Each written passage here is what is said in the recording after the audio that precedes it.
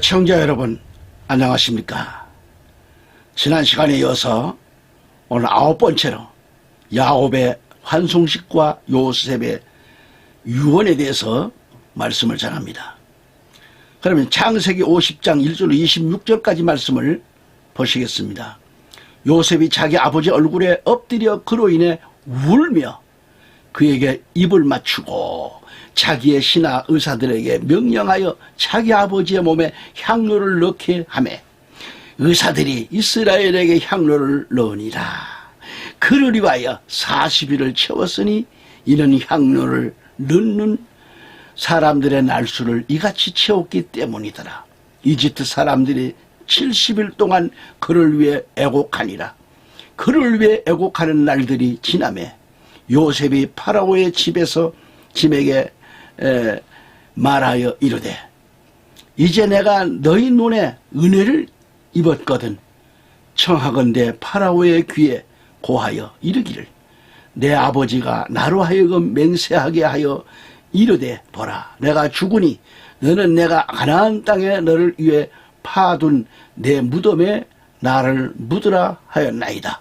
그러므로 이제 원하건대 내가 올라가서 내 아버지를 묻게 하소서.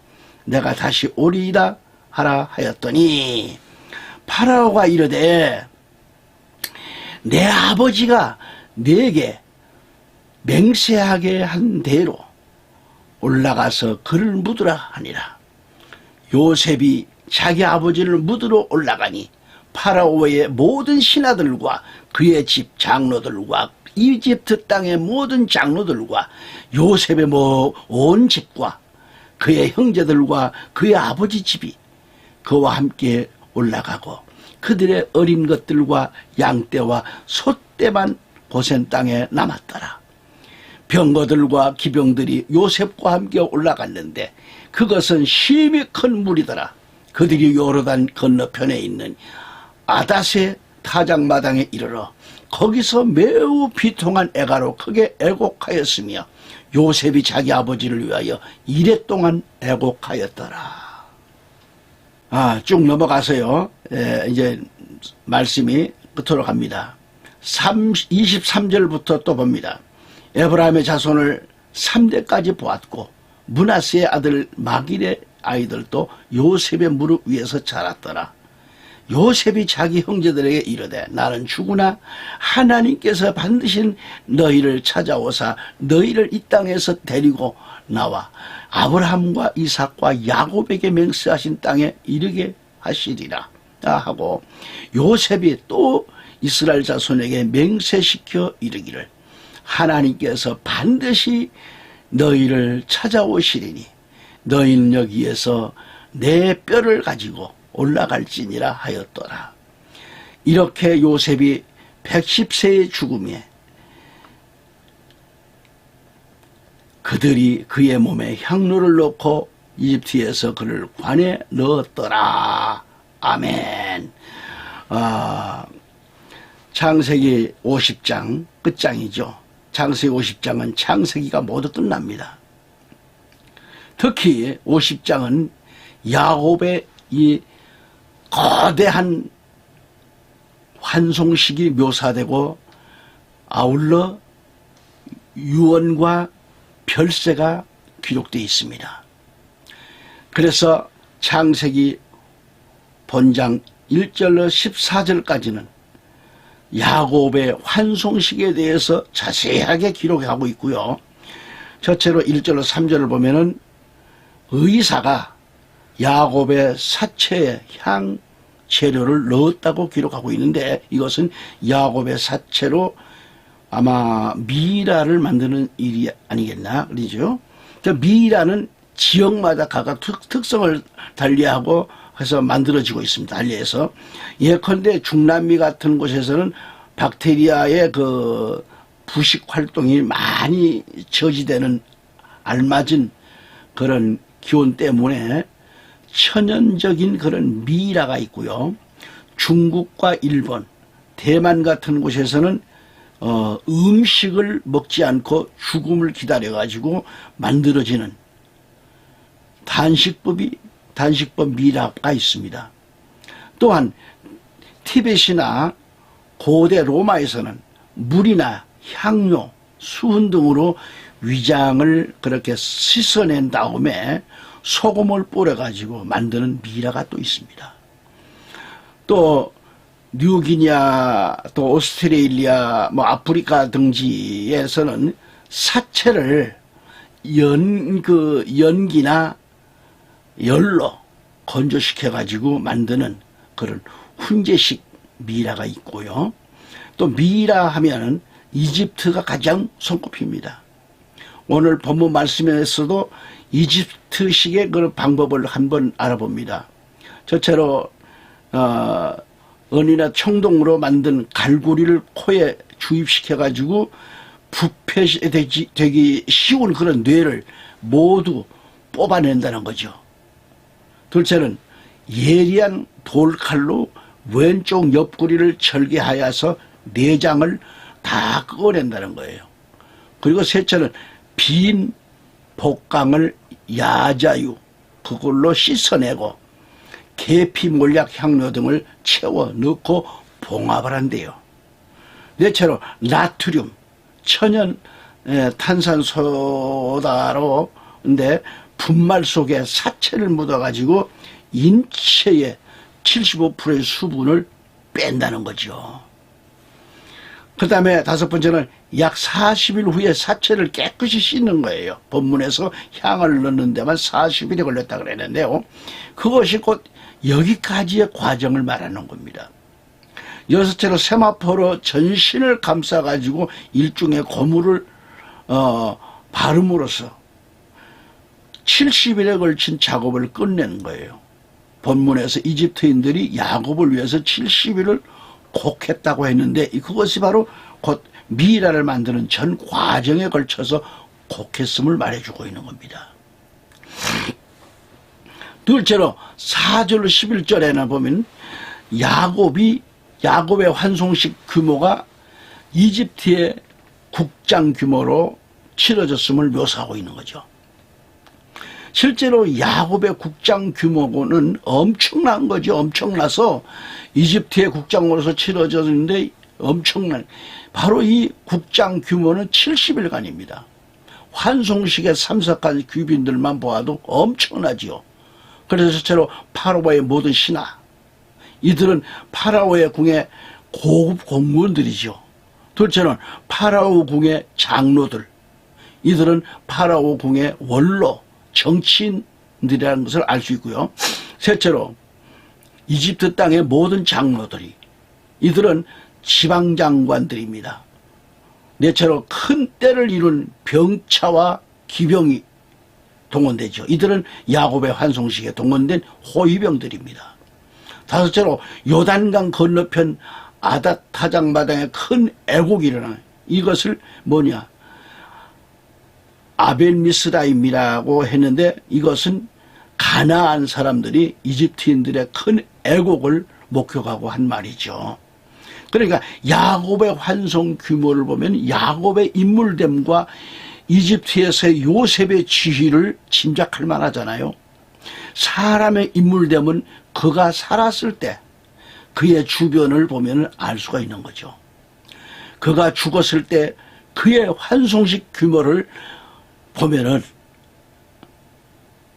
확실하게 알 수 있습니다. 예부터 정성집에 개가 죽으면 동구박까지 환송객이 늘어서도 정승이 죽으면 조문객이 없다네요. 물론 이 말은 사람들의 속물근성을 묘사한 말이지만요. 강아지의 조문객보다도 더 적은 정승의 조문객을 보면은 정승이 살아생전에 인물됨이 어떠했는지 가히 알 수 있는 문제입니다. 실로 살아있을 때 찾아주는 친구가 많다고 자랑하지를 말고 죽었을 때 찾아줄 친구가 많기 위해야 자기를 격조 높은 인물로 만들어야 되는 거죠.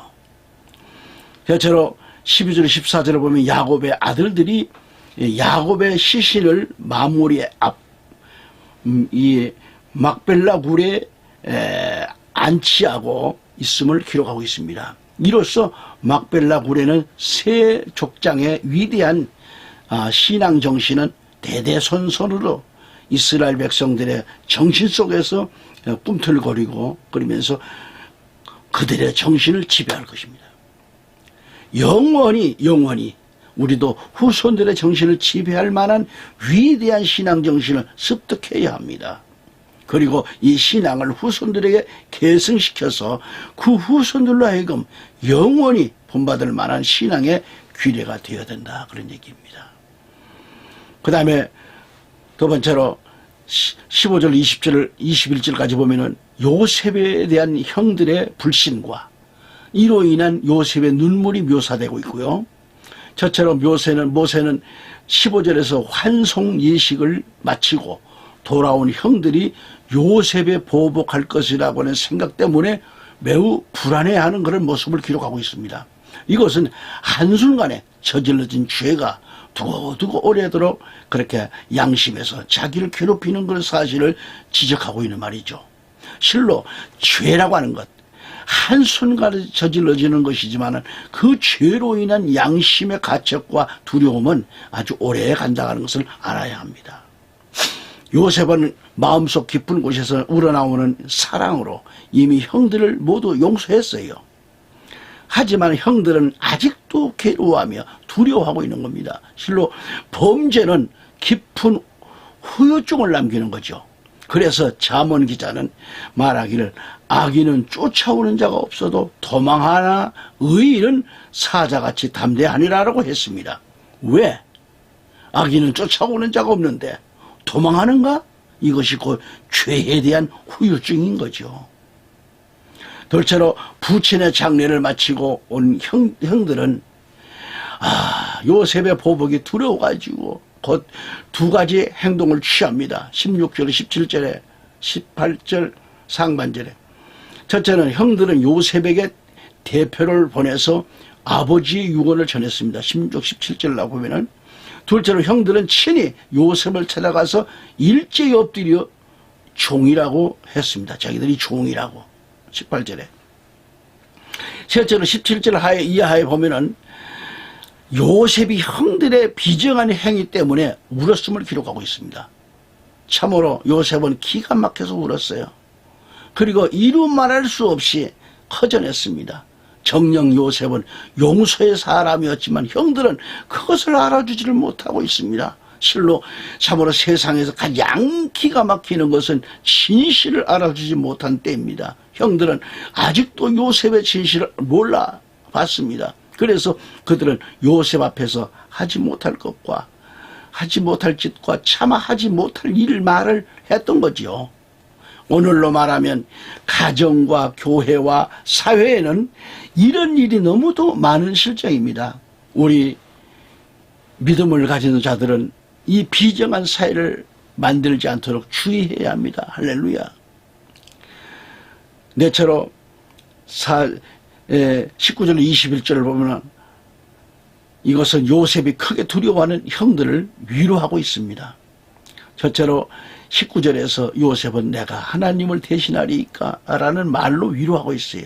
이 말은 요셉이 하나님을 대신할 수 없다는 말이죠. 즉 자기는 하나님이 아니기 때문에 용서하고 안 하고 할 자가 아니란 말이에요. 더구나 형들은 하나님께서 이미 용서하셨는데 내가 뭐라고 용서를 하고 안 하고 하겠느냐는 말입니다. 실로 이 말은 대단히 귀중한 말이죠. 오늘 하나님께서도 이 시대에 우리 하나님께서도 용서하신 것을 가지고 사람들이 용서를 하겠다느니 용서를 못하겠다느니 하는 것은 모두 하나님을 대신하는 짓이죠. 하나님도 하신 일을 내가 못한다고 떠드는 것은 나는 하나님보다 더 높다고 하는 그런 말과 다름이 없잖아요. 이런 짓은 모두 하나님을 대신하는 짓들인 겁니다. 오늘 성도라고 하면서 하나님을 대신하는 사람들이 교회마다 너무도 많다는 사실입니다. 20절 말씀 보면은 하나님의 섭리를 들어서 형들을 위로하고 있습니다. 20절에 적어도 성도라면 이런 정도의 말은 할 수 있어야 돼요. 잘못하다가는 사람을 앞에 두고 꼭 정색을 낼 필요가 어디 있겠는가. 그 다음에 21절에서 요셉은 형들과 형들의 자녀까지도 부양하겠다고 약속을 합니다. 이것이 곧 요셉의 본 모습이에요. 확실히 요셉은 대인이지요. 확실히 요셉은 비범한 사람입니다. 요셉은 확실히 의인입니다. 여기서 요셉은 다시 한번 예수님의 모형으로 등장하고 있잖아요. 교회를 출입하면서 요셉의 이러한 신앙 실력을 습득해야 할 것입니다. 아멘. 할렐루야. 거기에 세 번째로는 요셉의 유언과 죽음을 기록하고 있습니다.